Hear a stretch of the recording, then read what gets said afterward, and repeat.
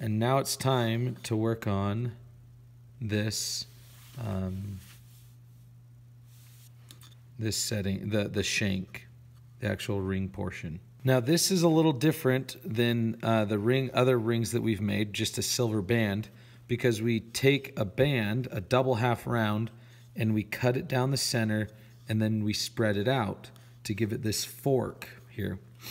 So what we're going to do is we're going to measure it to the exact size of our ring, and then we will cut down the middle, spread it out, and there will be a little bit of a gap here, but because we're spreading out the two sides, that compensates for this gap that we will have in our ring.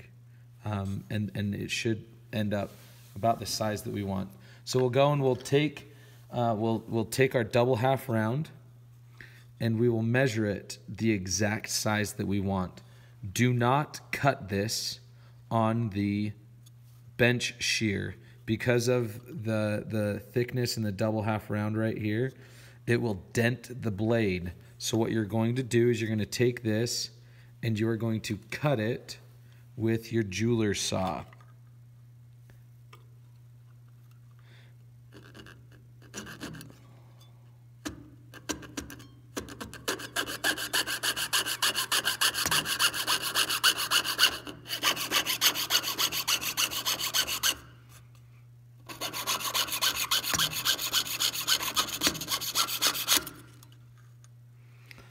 All right, now that it's cut with a jeweler's saw, we'll take this extra piece and put it in the bone box to be recycled. And now we will take our ring, and we are going to measure a 1/2 inch up both sides to then cut. So with a ruler, we'll take the ruler and we'll measure a 1/2 inch up both sides, and we will mark it with a marker.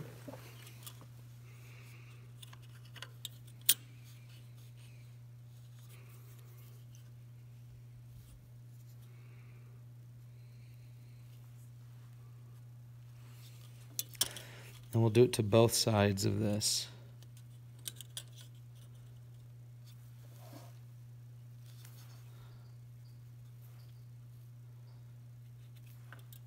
So now we have a ring, we have our shank that's measured halfway between the two, or 1/2 inch. Now what we're going to do is we're going to take our jeweler's saw and we're going to cut right up the middle of these, of the two double half round. And so we'll take, it'll be right down the middle up to that point. And if you see, it is double half round. It is, so what we're going to do is we're going to cut right down the middle right here. Okay? We don't want to vary from one side to the other. We want to go straight right down this middle. Okay? So you've got to be careful. But we'll split it, and that's the purpose of the double half round, to give it kind of a finished half round look. And so we'll just cut it. So we'll take our metal, put it on our bench pin, and we will cut very carefully down the half round. Now, one little trick that you can use to cut straight down the middle is, before you want to cut, the best way to cut is straight up and down, but you can lean your blade forward so that it follows the line that you need and then start cutting. The problem is my fingers are really close to that blade, so you've just got to be careful. So I'll start my cut, and then I'll start leaning it and just slowly work my way down halfway.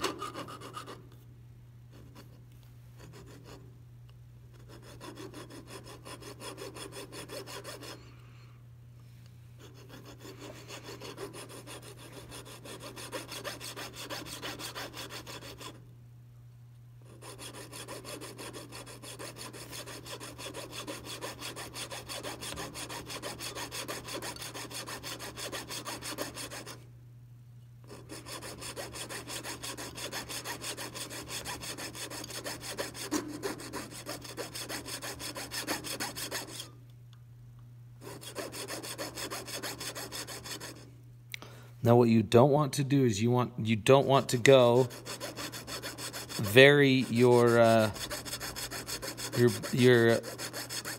direction. You want to go right down the middle, because if you go to one side or the other, you'll cut into the half round. So I cut right there, and I will go on the other side and do it again.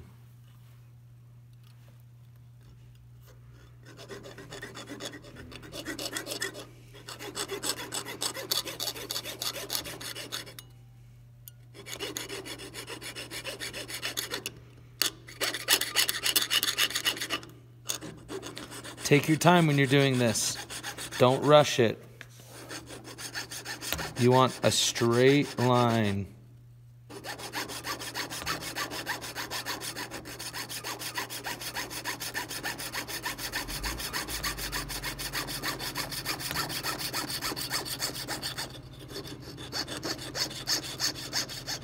Okay, now it's cut perfectly, and I will back my blade up, and there we go. Now that we have this cut in the metal about a ½ inch, and that's general. If you're doing different rings, it's not just a ½ inch, but it can be anything. But for this ring, in this setting, in this design, we're doing a ½ inch. What you're going to do is you're going to get the square nose or flat nose pliers, and you are going to take those pliers, and with one edge, you're going to carefully wedge that edge in between the cut. And as you do so, these two forks are going to split. And so you'll just wedge them forward, and it'll split. Now what you'll do is you'll kind of, if you want, you can take the middle now, and you can make it a little bit bigger, and you will take these and you will bend these teeth, or this fork, out. Now the catch is you don't want this, you want it to be symmetrical. So right now this side is a little bit wider than this side. So you'll take this side and you'll break it, you'll bend it a little bit more, making sure that it lays flat. Now the other thing that you have to be aware of is that you need to make it so that it's not wider than the actual ring or the setting. So if you see, it's not wider, but if it was, you'd need to make it smaller so that it fits, so it is disguised by the ring, by the setting, by the bezel, buttress, and base plate. So you'll do that, and you'll do it to both sides. So we'll do it again. You'll take just one side carefully so you don't slip and jab yourself. You'll just carefully wedge this, and then you'll take, I like to take it again and then individually, and do your best not to mar this metal. The less marring and the less dents you put in the metal, obviously the less filing you have to do. So I'll take it and I'll try and make sure that it's symmetrical, and so I adjust it, and I'll do my best to kind of press it one or the other, and I'm looking at it from the top, making sure it works. And there it goes. Now it should sit, so it'll sit on underneath this. Now, if you look closely, there's a little bit of filing that needs to be done here. So what we'll do is we will file this. File just that edge right there. You do not want to file any of the half round area. You only want to file the flat area so that it still remains half round. You're just filing kind of that cut to make it look like there was never, you never had those cuts anyways. So you'll take that and you'll file it. Now it's not a lot of material that you need to file away, so I actually like to get the yellow file, and I like to get it the smooth side so that when I file, if I nick this side, it won't file anything. If I have a half round, there's file on this side and on the other side, and it could dent. So I'm just going to take this and I just file the side. And this does a really good job because it gets really close into that edge. And I'm just filing and rounding it off.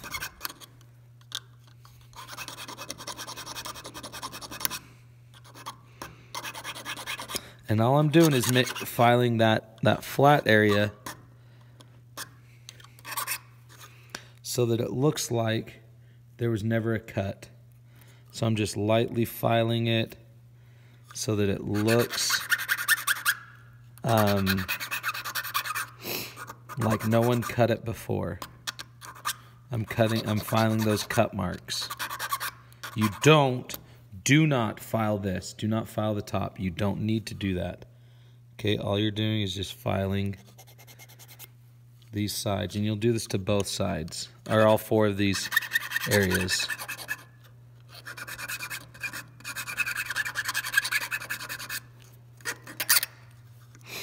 So if you notice, that area right there, we're going to file that. So I'll take this and I'll just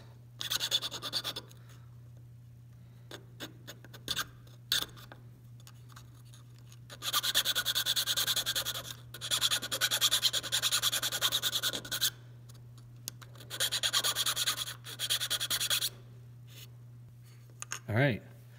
Now that we're done with that, it's now time to bend the buttress or the shank to the ring size. Now that we have the shank ready to go, we're going to take a mandrel and we're going to carefully bend this ring over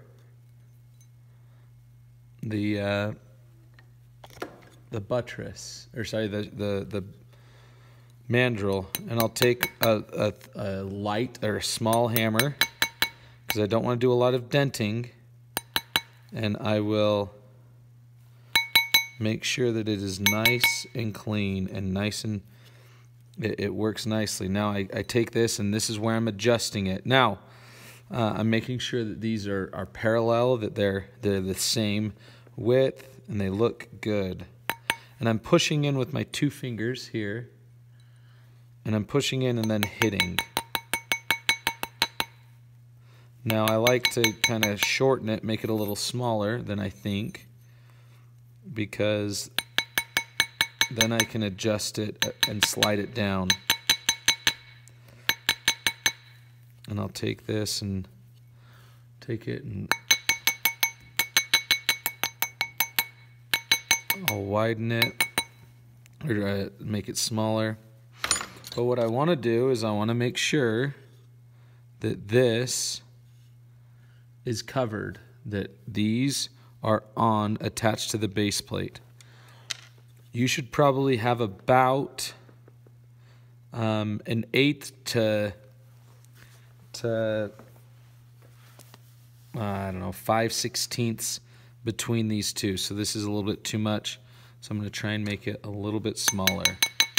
So I go in a little bit taller, or bring it up the mandrel, hit it so that it's tight, just like that.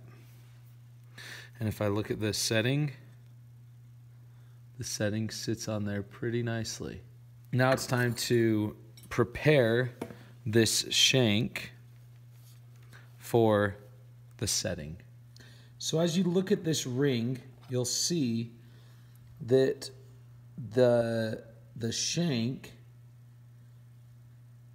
and the base plate touch, but they're barely touching, right? Barely touching on these corners. And we want it to have a stronger, flatter connection. So what we're going to do is we're going to take the shank and we're going to file these 4 prongs until they're a little bit flatter so that they lay completely flat on the base plate. All right, now with to get these flat, what I'm going to do is with the green file, I'm going to take this and I'm going to have my fingers pressed against, like supporting it, and I'm going to carefully just file flat, just straight across. The file works as you push it, not as you pull. So I'll come back and I'll do the other one. Do not go filing down these edges.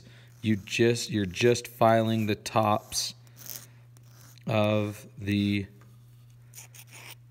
shank of these prongs.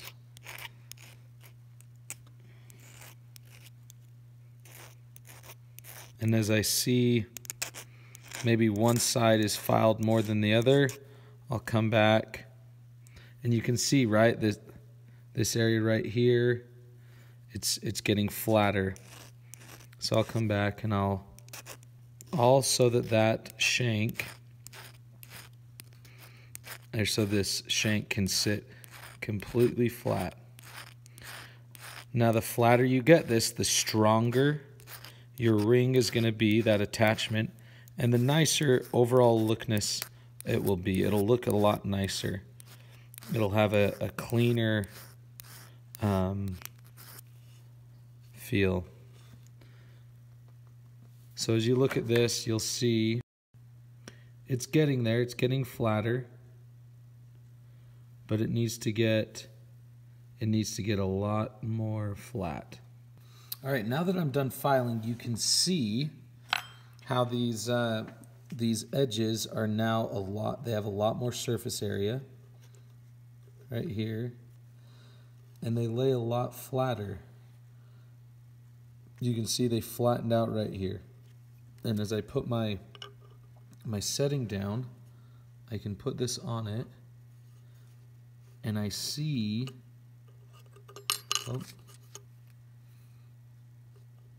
I see how steady and kind of clean that looks, right? It's got a lot of surface area in these areas where the base plate and the shanks are touching, and that's what you want.